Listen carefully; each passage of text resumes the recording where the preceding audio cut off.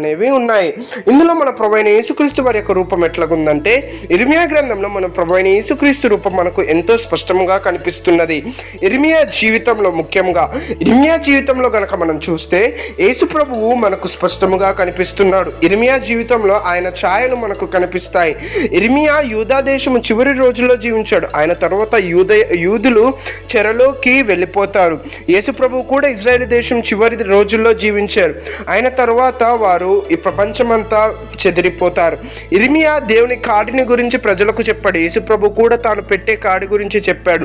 ఇర్మియా దేవుని వాక్యాన్ని భోజనం వల్లే ప్రేమించాడు. యేసు ప్రభు కూడా దేవుని వాక్యాన్ని అమితముగా ప్రేమించాడు. ఇర్మియా దుఃఖకాంతుడుగా మనకు కనిపిస్తున్నాడు. యేసు ప్రభు కూడా దుఃఖకాంతుడు వలె మనకు కనిపిస్తున్నాడు. ఇర్మియా తన ప్రజలను చూసి కన్నీరు పెట్టాడు. యేసు ప్రభు కూడా తన ప్రజలను చూసి కన్నీరు పెట్టాడు. దీని ద్వారా మనం నేర్చుకోవాల్సిన పాఠాలు: ఇర్మియా 40 ఏళ్లకు పైగా వాక్యం ప్రకటించినా ఒక్క వ్యక్తి కూడా మారలేదు. ప్రజలు మీరు బోధించే వాక్యానికి స్పందించకపోయినా వాక్యం ప్రకటిస్తూనే